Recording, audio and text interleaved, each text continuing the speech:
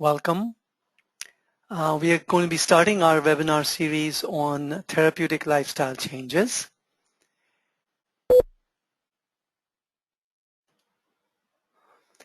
Today we have, my name is Ashish Mathur. I'm the Executive Director and co-founder of the South Asian Heart Center, and I'll be your moderator tonight. Dr. Molina, our Medical Director, will be presenting an overview on therapeutic lifestyle changes.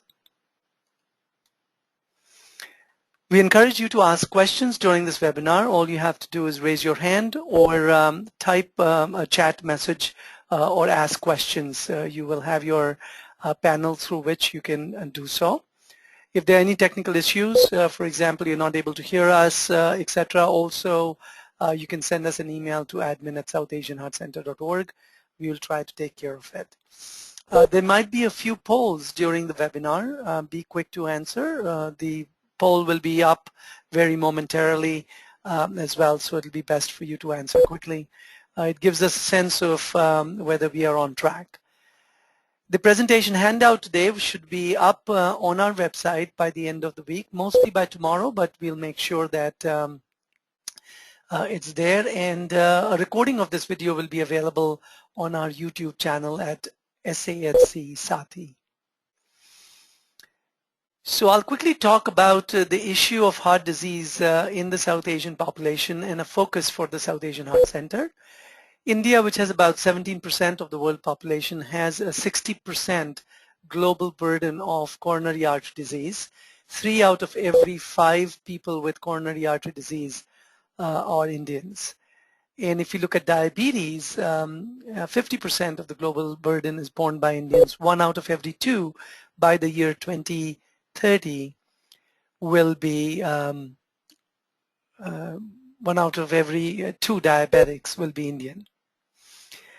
The epidemic, as we call it, happens to affects younger individuals in the South Asian population. 25% of heart attacks occur before the age of 40, 50% before the age of 55. And they're also sicker, much more incidence of coronary artery disease and hospitalization, but more importantly, twice the rate of mortality compared to other populations. So the question always comes up, why are South Asians at a much higher risk?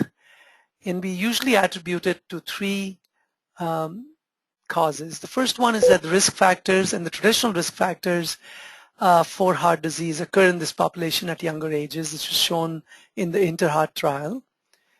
We also have a lifestyle that does not have enough of the protective behavioral factors. Less active lifestyles, vegetarian diet that's very low in fruits and vegetables.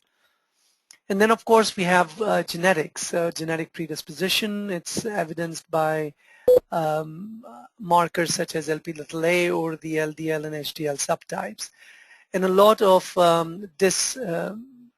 disorders of metabolism, as well as inflammatory markers.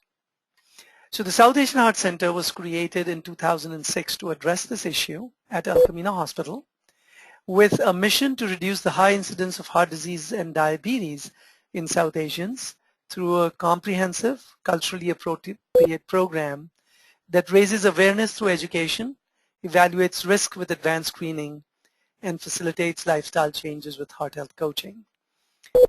What we have done is created a prevention program called AIM to Prevent.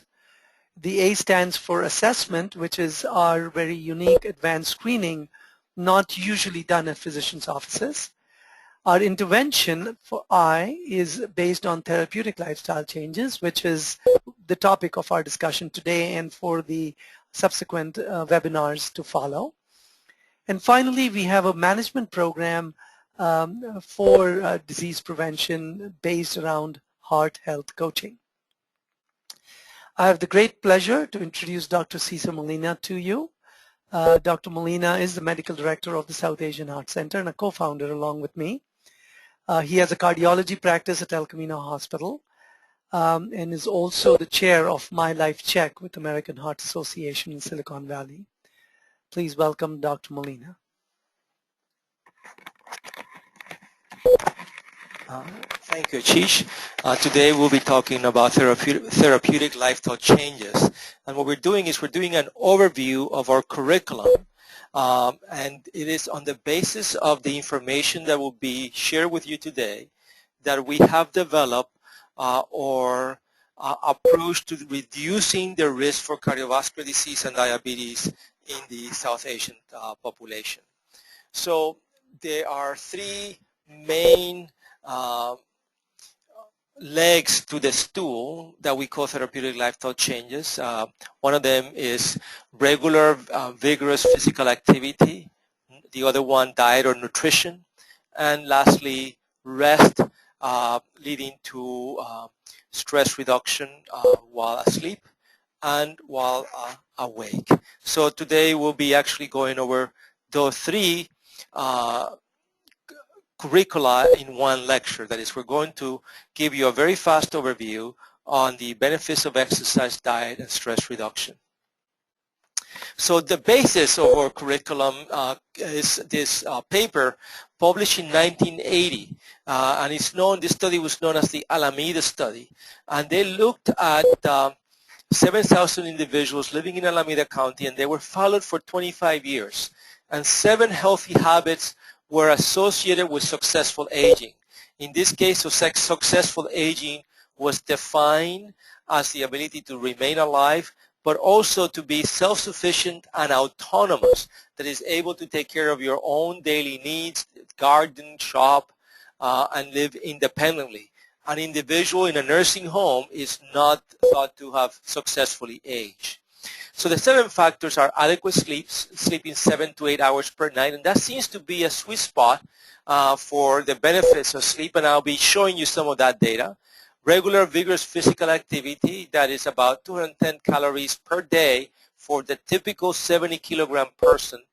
Maintaining a recommended weight, not smoking, none or moderate alcohol consumption, and definitely not having more than 5 alcoholic beverages per day. And this is an important one, eating breakfast daily and eating meals regularly and not snacking. And we'll go over that data. Now, what you can see here in the purple box is that for a 45-year-old man who actually has fewer than 3 habits, he is expected at that time in 1980 to live to the age of 67. 6 to 7 habits, that individual is expected to make it to the age of 78. That is, these 7 healthy habits can add 11 years to your life expectancy. And as we go through the presentation, I will be bringing this up again and again, and that is, it appears that the way we live explains that it can add 12 years to our life expectancy or can reduce 12 years to our life expectancy. So let's talk a little bit about exercise as medication. And there is a sort of a continuum of physical activity. So you can think of it as being physically active, you can think of it as exercise, and you can also talk about being physically fit. And the question becomes, can you change your outcome by becoming physically fit? Can you change your outcome by eating better and not smoking? And that actually has been evaluated and studied, and you can actually decrease your mortality by 40% by improving your regular routine within 4 years, even if you're in midlife. We will be going over the effects of physical activity on health and longevity, and I'll show you some data on how when you get fit, how much more do you add to your longevity per every 1 minute that you can stay on a Bruce protocol treadmill study. We could talk about the benefits of exercise on inflammation and vascular physiology, but that's really the topic that is discussed in a big lecture just dedicated to exercise. And then we'll talk a little bit about exercise routine, how much exercise, when to exercise and not to exercise. Now, people pay a lot of attention. The broadcast is now starting. All attendees are in listen-only mode. We have a family history of heart disease. We're all very concerned about our genetics. Genetics are really important, But most of the things that affect us, that is most of the chronic illnesses that affect us, tend not to be mediated by a single gene, but they tend to be polygenic, that is multiple genes interacting with the behavior. There are longevity genes found in yeast, flies, and worms. Or longevity genes are linked to chromosome number 4, but only about 25% of the variation in longevity can be attributed to genetic factors. So lifestyle and public health factors explain most of the variation in longevity that is not dying as a baby from dysentery as a result of pure sewer systems. Things like that when we're talking about public health. That is, man and woman are living longer now, not because we have better doctors or more advanced medicine, but because we actually have improved public health.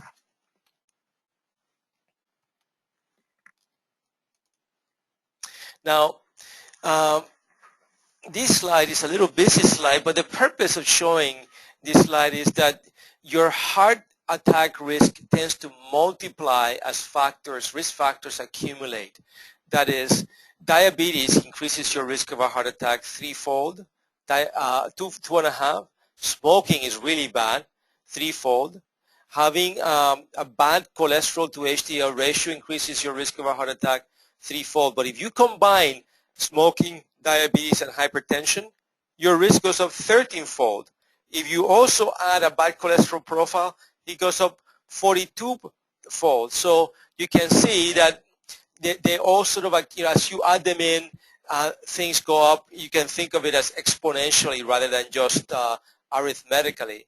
If you're obese and you actually you smoke, you have diabetes, you have hypertension, you have bad cholesterol, your risk of a heart attack goes up almost 70-fold. And if you add psychosocial stress, it goes up to 130 times increased risk of having a heart attack. And that's really very significant. So the game plan is to modify the things that you can easily modify. For example, not smoking is something that is up to us. Avoiding obesity to decrease your risk of diabetes and hypertension. And obviously also working with this issue of psychosocial stress, which we'll be discussing in a little while.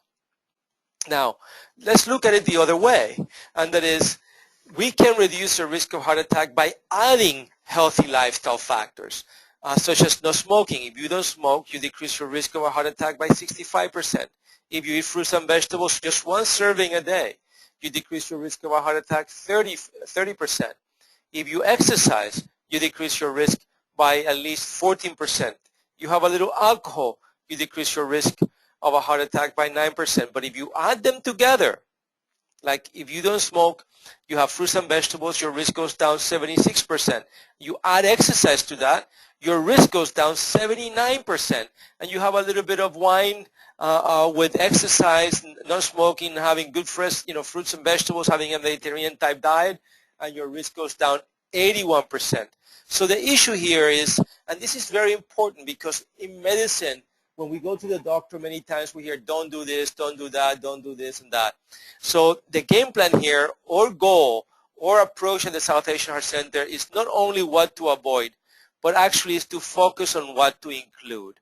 That is, if you're having your fruits and vegetables, you're physically fit, you're having a little bit of wine with dinner, you're having a wonderful time, you actually don't have much space for junk in your life. Now, how does this lifestyle affect our outcome? So they actually have done two studies, two very similar studies. Both of them had to be stopped prematurely because the results were so impressive. And this is the diabetes prevention program, where they compared a placebo group, another group that was pre-diabetic. These are all pre-diabetic individuals, 3,000 of them, who were then put on a placebo, on a sugar pill. Another group was started on metformin, which is a drug that lowers the blood sugar. And another group was actually enrolled in an exercise and nutrition program. And you can see that after 2.8 years, the incidence of diabetes in the lifestyle program individuals went down by 58%. That had stopped the study. So this is very, very impressive. That is, a program of exercise and good nutrition can decrease your risk within 3 years of developing diabetes by almost 60%, better than taking pills. Now, this is the only slide I'll show you about smoking. Smoking, there's no question that smoking is really bad for you. The connection between tobacco and cancer was made by surgeons at Tulane and a pathologist at Tulane, Dr. Oshner and Dr. Carrera, noted this relationship between tobacco use and cancer, lung cancer particularly. But actually, tobacco is really bad for you no matter how you look at it. It is a toxic, dangerous a substance and should be avoided at all costs. Now, we talked at the beginning of the talk about the capacity to change your outcome by changing your lifestyle. And this slide shows you the data. And there is 16,000 participants were enrolled in a study, and they were actually queried about their lifestyle. Simple questions. The consumption of fruits and vegetables per day, regular physical activity, your BMI and or presence of obesity, and smoking status. And individuals who actually met this criteria of having 5 or more fruits and vegetables per day, were physically active, were not obese, that is a BMI between 18.5 and 29.9 means that you can actually be normal weight or be overweight but not obese, and not being a current smoker. So in America, and these 16,000 people were representative of the American population, only 8.4% of the population actually met these 4 criteria. The same has actually been found in Europe. There are more smokers in Europe and less obese people in Europe, but again, we actually see that these findings are present here in the American continent as well as the European continent. So what they did is that they actually, after 6 years, they were able to convince 8.4% of the population that did not meet these 4 criteria to convert over to these 4 criteria. So 8.5 had it at the beginning, and 8.4 were added in after 6 years. And what was found was that in those who switch over to the 4 versus those who did not meet these 4 criteria, there was a 40% reduction in all-cause mortality and a 35% relative risk reduction for cardiovascular events just over 4 years. So within 4 years of eating fruits and vegetables, being physically fit, not being obese, and not smoking, you were able to decrease your mortality by 40%. And there's no drug that I can give you or any procedure, cardiovascular procedure that I can do that can sort of add that much to your life expectancy. Now, this slide is a great slide because it shows the first experiment, the place of the first experiment demonstrating the health benefits of physical activity. This was done in London in a double-decker bus.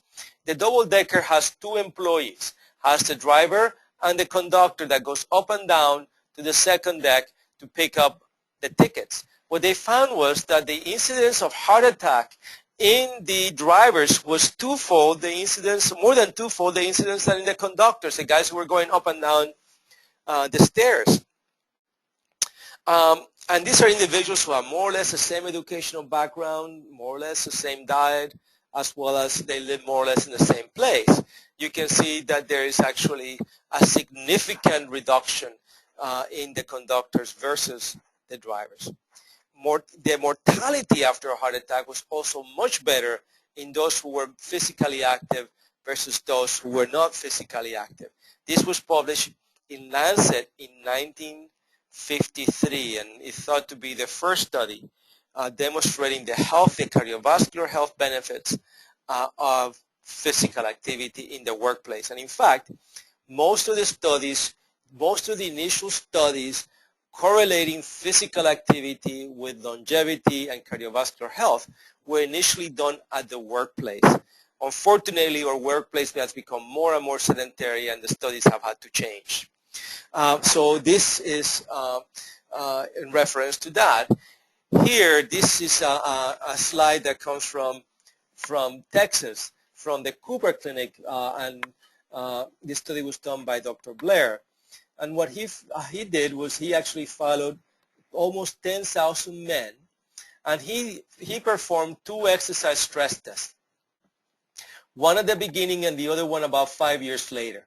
And he categorized the subjects as people who were unfit on the first and second exercise stress test, people who were fit on both exercise stress tests, and people who were initially unfit and then subsequently became fit.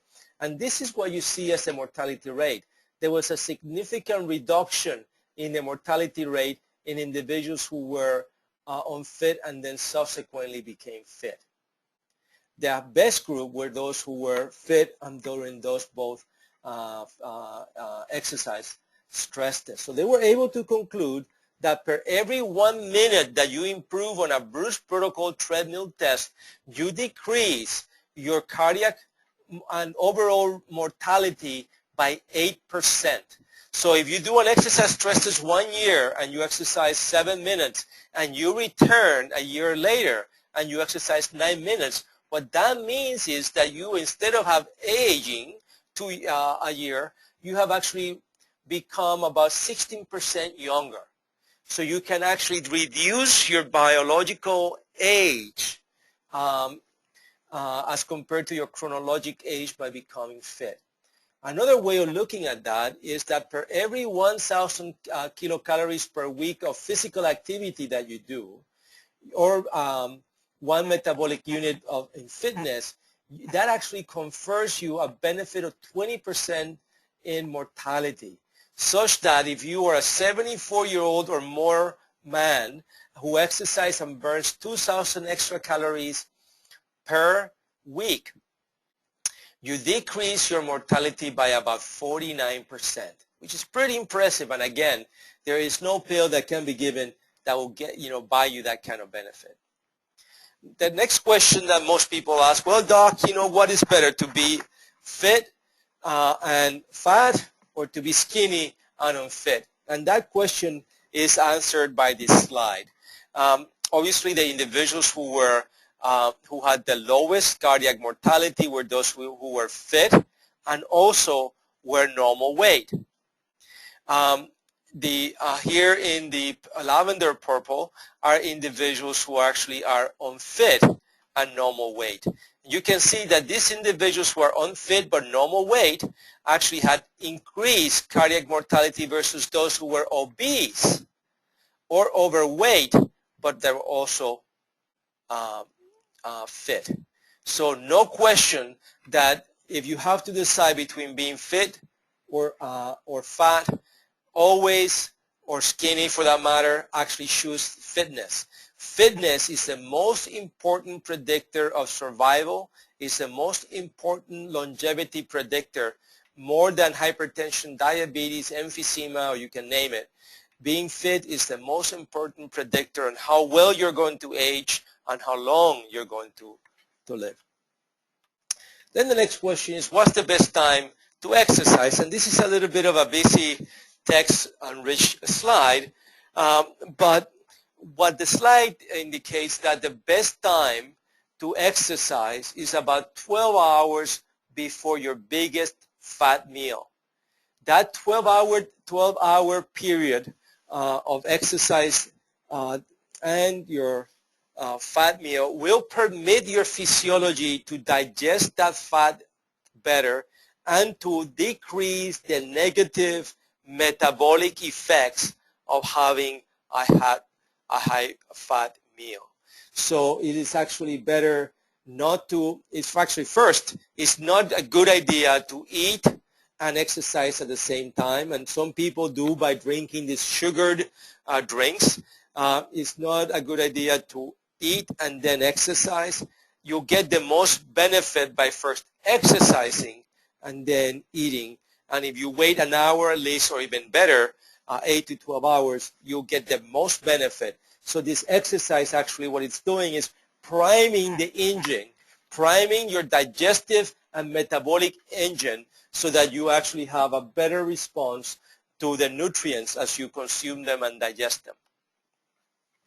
Now, for some, exercise is actually very difficult. If an exercise routine has not been developed at a young age, it is very difficult to then change the lifestyle. But there was a study published from Canada which showed that dog owners tend to meet the recommended criteria, the recommended recommendations for exercise. That is, 67% of dog owners will walk at least 30 minutes per day. So if you are actually unable to exercise, I recommend you get yourself a dog, particularly a terrier, that they drive you crazy and push you to get out of the house when you come home or in the morning to go out for their walk.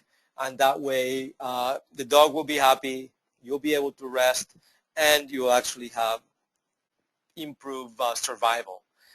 So that's sort of, can't do it any other way, get yourself a dog. And a very busy and crazy little dog such as a terrier. Now, let's talk a little bit about nutrition. And in nutrition, there are two things that we need to take into consideration. First, what we're eating, and also we need to take the consideration of he who is eating, the guy who does the digestion, the diner. So nutrition has a very important impact on our heart health. So here we're going to be talking about what to eat and what not to eat, but particularly what to eat, when to eat, and how often. So we talked a little bit about that when we were talking about the Alameda 7, and how much to eat and where to eat. And there's also, beautiful data about that. I think we won't be able to show you the data during this conversation we're having this evening is the genetics of digestion.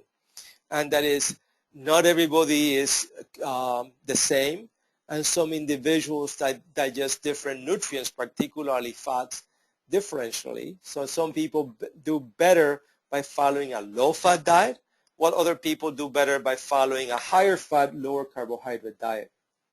And the diet actually should be personalized to the physiology and genetic makeup of the individual. Our dietary strategies at the South Asian Heart Center look at the composition of our nutrients, particularly whole, fresh vegetables and fruit.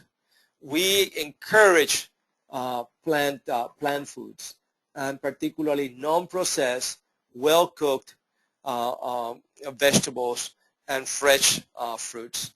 We encourage the consumption of good fats as found in nuts and olive oil, and we encourage the use of whole and ancient grains and complex carbohydrate versus the simple carbohydrates found in polished rice and other processed forms of carbohydrates such as white flour.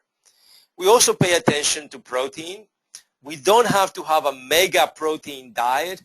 That is, we are able to manufacture most of our protein, just like we manufacture most of our fat from other nutrients if we have excessive caloric intake.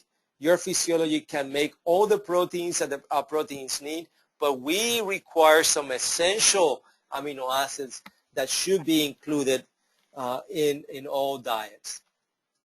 Now in America, we are unfortunately eating our way to the grave, and we are surrounded by weapons of mass expansion, and that is 6 out of every 10 Americans is now overweight, and that number is actually growing, particularly among the youth. The consumption of sugar has significantly increased. The typical American now has about 22 extra teaspoons of sugar per day. And a typical American teenager, that number is 34 teaspoons of sugar, a lot of it in sugary soda and sugary drinks such as juice and other things that come in a bottle.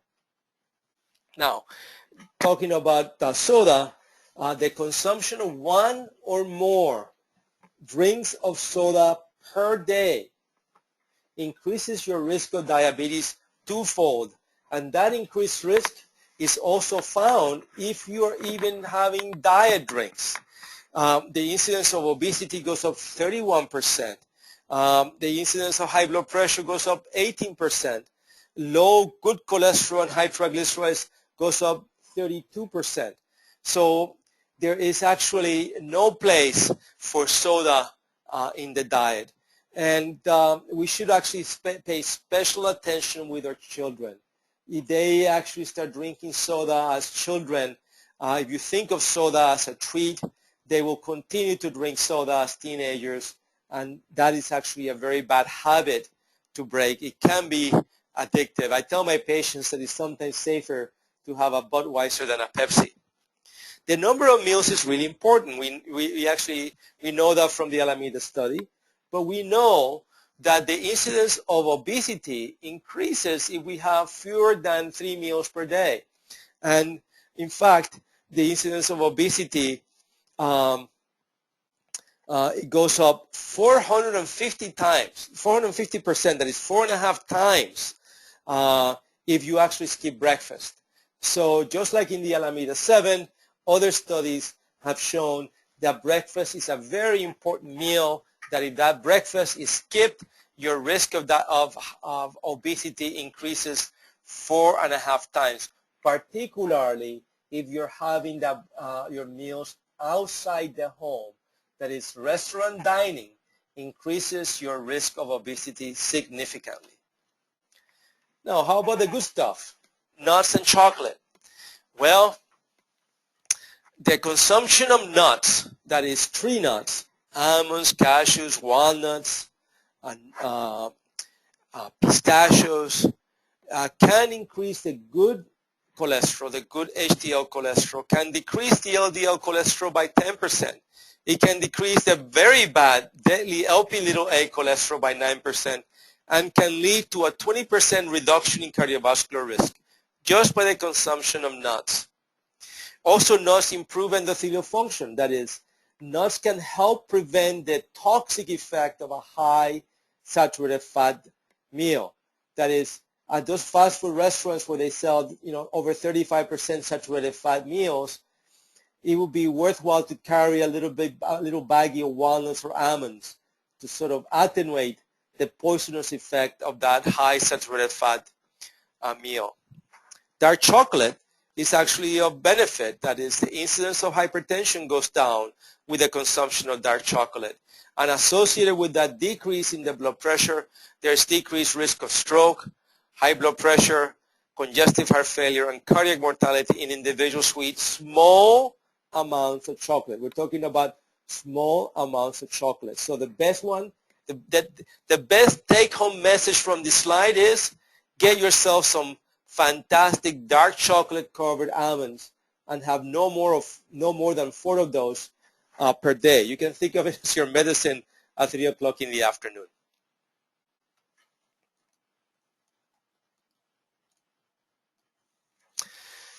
Now, what to include in our diet? As I mentioned before, 5 or more servings of fruits and vegetables per day decreases your risk of stroke between 26 and 27%. Sort of noteworthy that plant-based low-fat diets are better in lowering the bad cholesterol than the so-called convenience packaged low-fat diets that you buy at the store. So it's really important to pay attention to that plant-based low-fat diet versus the packaged low-fat, empty-calorie diet. How about white rice versus brown rice?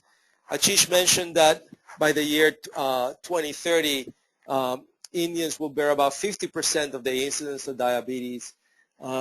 India is in the midst of an epidemic of cardiovascular disease following the agricultural revolution, where large amounts of rice were cultivated, and now India is actually a net exporter of rice and food to the world.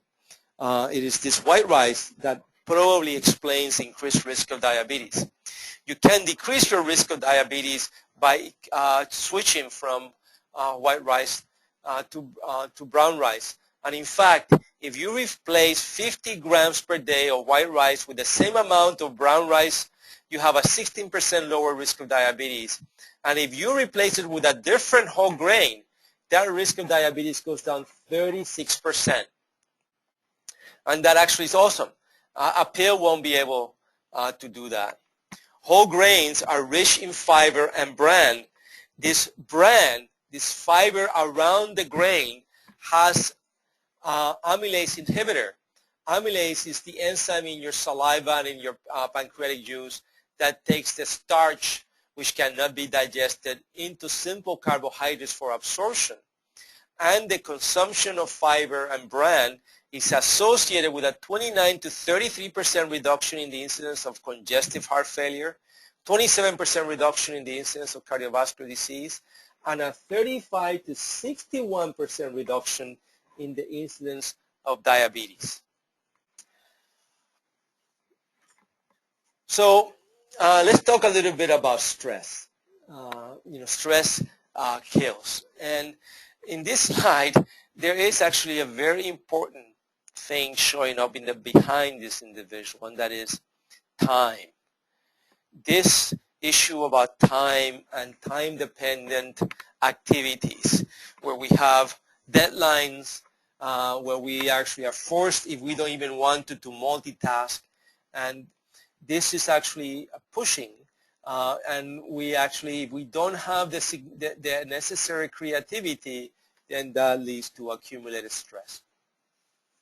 At the South Asian Heart Center, we deal with this issue of fatigue and stress in two different ways. And one of those ways of going about it is that going back to the Alameda 7, we realized from the Alameda 7 that the sweet spot for sleep was 7 to 8 hours of sleep per night. And that was a factor associated with increased longevity and successful aging. So this last part of our conversation, we'll be talking about rest while asleep and also rest while awake in the form of meditation. So here are the stages of sleep. We all have heard about the 5 stages of sleep. We have talked about the first stage, or the transition. This is actually where you think you're still awake, but in fact you are asleep. You may start snoring, and your wife or your husband sort of nudges you, and the fact is you say, no, I'm awake, but the fact is you're really asleep. And this is sort of the first very early part of sleep. That accounts to about 2 to 5% of your sleep cycle total time, and that's associated with theta waves on your EEG, as well as sort of periodic alpha waves. So you have this sort of sleep on off during the first few minutes when you're sort of falling asleep. Second stage of sleep lasts about 20 minutes, and then your heart rate slows, your body temperature decreases, and you sort of have this burst of rapid rhythmic brainwave activity.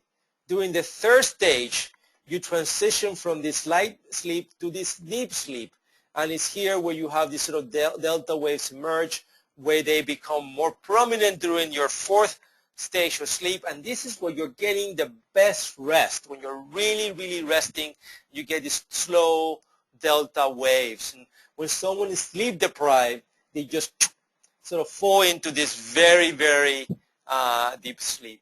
And then at the end, and then as this cycles through, we have dreaming, where we have this rapid eye movement. Your muscles completely relaxed, so that when you're dreaming, you're not running in bed or sort of fighting or hurting someone next to you. And this actually accounts between 20 to 35% of the sleep duration. There's an increase in respiratory rate, there's increased brain activity, but your muscles are totally paralyzed and relaxed. And these are the 5 stages of sleep.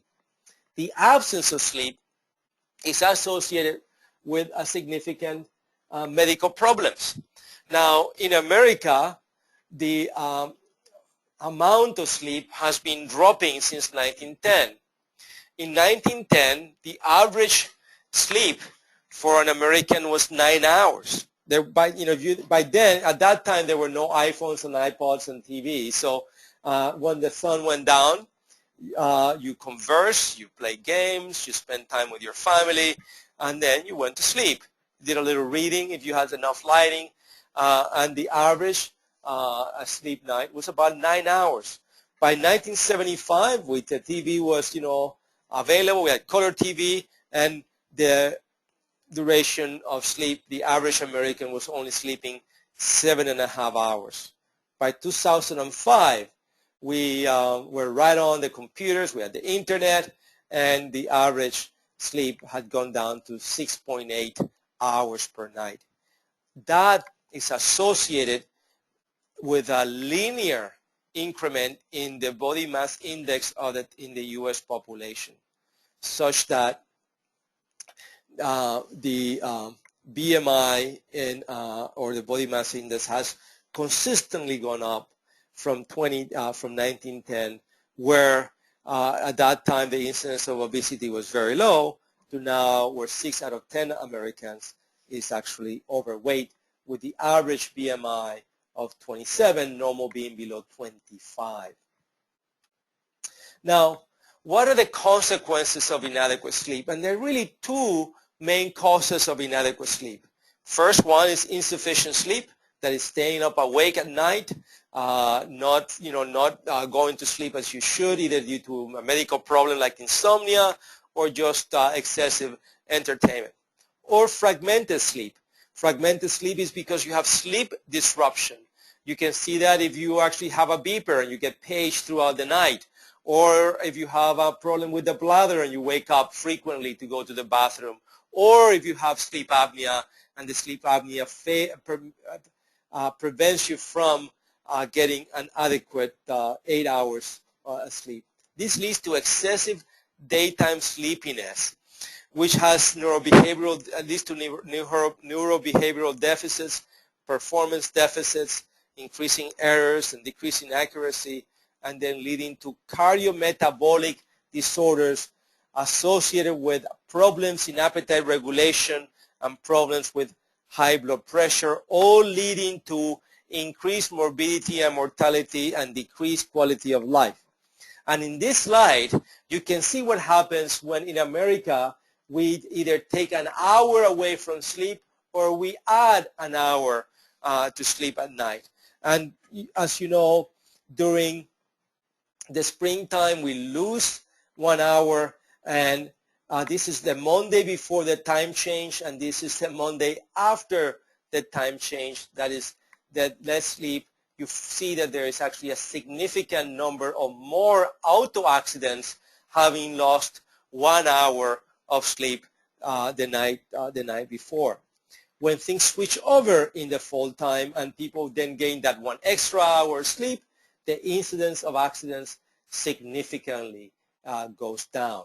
And again, showing that sleep deprivation is associated with increased errors and leading to accidents, and more rest and better sleep is associated with fewer accidents and fewer errors. Now this slide shows all-cause mortality by hours of sleep. And this is really an important slide because what you see is that there's an inverted U wave, and there appears to be a sweet spot. That is, the lowest mortality is seen in individuals who are sleeping 7 to 8 hours per night. And then those who sleep less than 6 hours, or more than 8 hours, the mortality rate goes up. Those who sleep 6 hours or less have more hypertension and more coronary artery disease. Those who sleep 9 hours or more have increased incidence of diabetes and increased incidence of cancer. So truly the sweet spot is those 7 to 8 hours per night. Obviously, the need for sleep is different at different ages. Babies need more sleep. In fact, teenagers need more sleep than they actually are getting this day and age. And then by adulthood, that's when we get the 7 to 8 hour sweet spot. Now, there is some other form of rest. We talked just now about the physiology, the neurobiology of rest while asleep. We talked about the 5 stages. We talked about what happens as a result of sleep deprivation and the different forms of sleep deprivation. Now we're going to talk about resting while awake. We're going to be talking about restful alertness as brought about by transcendental meditation, which brings about a hypo-metabolic state accompanied by non-focused alertness or pure consciousness. It is achieved through a process or technique. It is not an intellectual process. Just like doing a push-up or eating broccoli is a non-intellectual or non-meaningful experience that has significant psychophysiologic benefit. Well, meditation in this form, as suggested by the South Asian Heart Center, is a non-intellectual, content-free process or technique that produces a state of restful alertness. Now, there are 3 main forms of meditation. Those are known as concentrative meditation or concentration, where the attention is focused on an object. This focused attention is many times associated with prayer, rhythmic breathing, repetitive chanting, and tends to in many cases have sort of a spiritual connotation. And it has a particularly EEG process associated with it.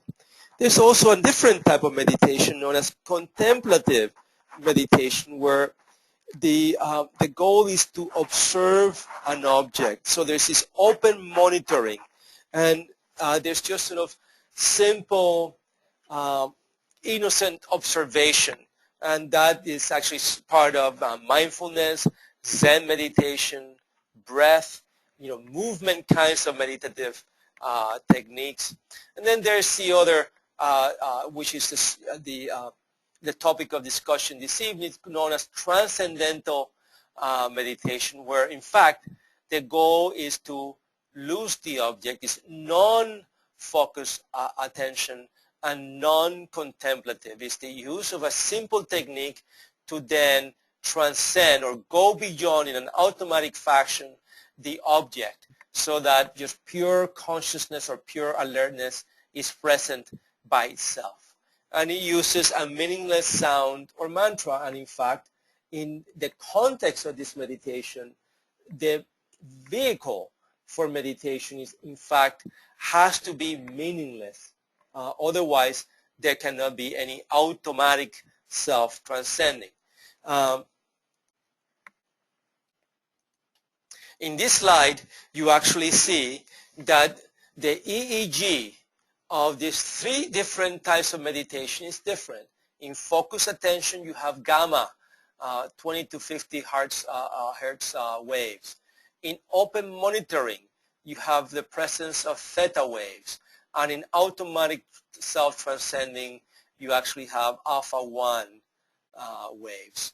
And what you see with this sort of automatic self-transcending is, in fact, there is sort of synchronization of these alpha waves between the frontal and the occipital hemispheres, the right and left hemispheres, as well as the frontal cortex and the visual cortex in the brain. Now, stress is a killer, and people need to understand what we mean by stress, because for some, stress means discomfort, stress means a social problem or an outside problem. But in the context of the South Asian Heart Center curriculum, we look at stress in 2 ways. We look at physiologic stress, which results from the inability of the physiology to maintain balance, a steady state, and or homeostasis. So in our physiology, like in all reactions, both in chemistry, in physics, we know that all processes are trying to stay in a balanced state. The laws of entropy dictate that all systems are in the process of achieving or are maintaining a steady state or homeostasis. When there is disease, what happens is that this steadiness is no longer present in the physiology, and there are large swings, and there is absolutely very little or diminished homeostasis, leading to dis-ease, the lack of ease. There is discomfort, there's disease and suffering. Psychological stress results from the absence of creativity when the individual or organization is challenged. So if an individual is given a test, takes a math test, sees the problem, knows how to solve the problem, there is no stress. Sees the problem, does not know a priori how the answer to the problem, but has the creativity to solve the problem, then there is no problem, there is no stress. So the issue here is not the outside stimuli. The main issue here is the individual's creativity to rise to the challenge and to have the capacity to solve the situation. Psychosocial stress plays a significant role in cardiovascular disease. And after adjusting for age, gender, geographic region, cholesterol, hypertension, and smoking, chronic stress was found by the Interheart trial associated with a 2.67-fold increase in the risk for a heart attack with a population attributable risk of 32.5%. That is, if you eliminated all the stress from the population, you will see a third fewer heart attacks. Now, this very, very busy slide is presented to you just to indicate that there is a lot of data, a lot of scientific data demonstrating the connection between psychosocial stress and both cardiovascular disease, dyslipidemia, metabolic syndrome, prediabetes, and obesity. This slide actually shows a picture obtained from the Scientific American published in 1972 from an article published in the American Journal of Physiology in 1971, where a unique state of functioning was described. This state was described as a wakeful hypo-metabolic physiologic state in which the individual was fully awake but at the same time was resting. And what you can see in this slide is that in the black, oxygen consumption drops during the practice of transcendental meditation as we are bringing the state of restful alertness, and carbon dioxide elimination also drops. So that what that means is that the respiratory quotient does not change, the individual is not holding their breath, but they have a significant 14 to 16% reduction in oxygen consumption or metabolic rate during this 20-minute period of practicing this technique. And this slide shows a comparison between the oxygen consumption in the black during sleep that drops down about 8 to 10% and the oxygen consumption dropping down about 16% over a 20-minute period in the practice of transcendental meditation. Here in this part of the chart is what happens to oxygen consumption with the practice of hypnosis. In fact, oxygen consumption does not go down, if anything tends to go up. So the practice of this hypometabolic state of restful alertness is associated with reduced insomnia, anxiety, tobacco, and alcohol consumption in Vietnam veterans with post-traumatic stress disorder. It's associated with decreased systolic and diastolic blood pressure. It is associated with decreased angina and increased capacity to exercise in people with coronary artery disease. It's associated with decreased insulin resistance, particularly in pre-diabetics, reduced cholesterol and triglycerides, improved HDL, reduced medical expenditures, decreased carotid arteriosclerosis, and most recently shown to decrease death, heart attack, and stroke in high-risk patients with coronary artery disease. And this reduction is about 47% within a 5-year period, showing that in people who are maximally treated with pharmacotherapy and diet and exercise, that the practice of transcendental meditation reduces death, MI, and stroke by another 47% as compared to the control, and that is actually expected to be published in Circulation next month, in December. Meditators who are long-term meditators tend to be 12 years younger, biologically younger than their chronologic age, and that is actually a very significant finding, and that is to remember these 11 years to 12 years that we talked at the beginning. The practice of transcendental meditation is associated with a reduction in your biologic age. All-cause mortality and cardiovascular mortality is, again, significantly reduced when the meditators are compared to other types of relaxation or the control group. There is a 28% reduction in cardiovascular mortality, as well as all-cause mortality in the study published in Hypertensives. And this is, again, the study showing the 47% reduction in clinical events in meditators in the green would survive longer than the subjects who were on full medical therapy were not practicing transcendental meditation.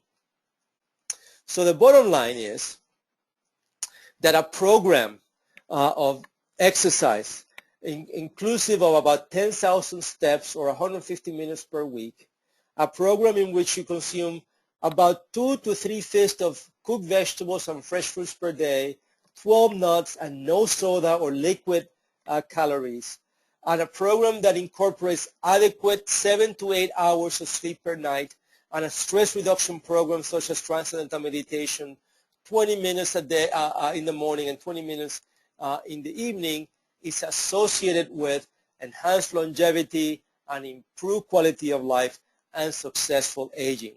Medications in some cases are necessary, and those are not prescribed by the South Asian Heart Center, but if prescribed by your physician, we will remind you to follow up with your physician and take your medications as prescribed. So what's the next step? The next step is that this program of cardiovascular risk reduction, this program provided by the South Asian Heart Center to enhance longevity and successful aging, is available to all South Asians free of charge as a gift from the South Asian community, as a gift from the El Camino Hospital Foundation to the community. And the way to do that, the easiest way to do that, is just to sign up online at southasianheartcenter.org, get screened. These presentations actually are available online, and you can actually listen to this presentation in the near future because we have recorded this, and it will be available in a PDF format as well as in a recorded video format. Our next talk will be on November 7th at 6:30 p.m. In the spring, we'll be doing the webinars, but we'll be doing them at noontime rather than in the evening. So thank you very much for your attention. If you have any other questions, please sort of forward them to Achich, and I will be with you again. Achich and I will be with you again on November 7th.